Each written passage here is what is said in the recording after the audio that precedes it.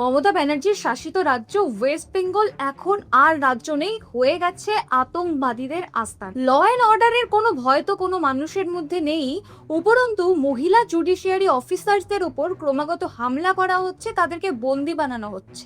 এটার কথা না হয় ছাড়ুন, মালদায় ইন্ডিয়ান আর্মির কনভয়কে পর্যন্ত আটকে দিয়েছে সেই মুসলিম সমাজেরই মানুষেরা। যদি প্রোটেস্টই করতে হয় তাহলে পথ অবরোধ করুন, ধর্ণা দিন, তা না করে ইন্ডিয়ান আর্মিকে ডিসরেসপেক্ট করা, ইন্ডিয়ান আর্মির কনভয়কে আটকে দেওয়া। আসলে বর্ডারের ওদিক থেকে যেই সমস্ত মানুষেরা আসছে তারা আর কি করে বুঝবে ইন্ডিয়ান আর্মির রেসপেক্টটাকে। আর ঠিক মমতা বন্দ্যোপাধ্যায়ও এদেরকেই সাপোর্ট করে যাচ্ছে নিজের ভোট ব্যাংকে আরো বাড়ানোর জন্য। আপনি ভাবুন, যেই রাজ্যে জাজেস, যেই রাজ্যে ইন্ডিয়ান আর্মিরাই সেফ নেই, সেখানে সাধারণ মানুষ ঠিক কোন পরিস্থিতিতে বিলং করছে। আর যেসব হিন্দুরা ইভেন কখনো পলিটিক্সও করেনি, সেই হিন্দুদের কি হবে? আর সেখানে টিএমসির কিছু মুসলিম নেতারা হিন্দুদের বাড়িতে বাড়িতে গিয়ে থ্রেট করে আসছে। আর আমরা বাংলায় যে ধরনের রাজনীতি দেখছি, সেটা না কোনো অ্যান্টি বিজেপি, না কোনো অ্যান্টি টিএমসি।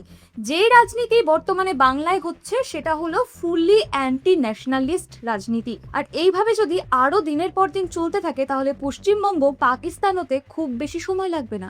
আপনি কি মনে করেন? অবশ্যই কমেন্ট সেকশনে জানান।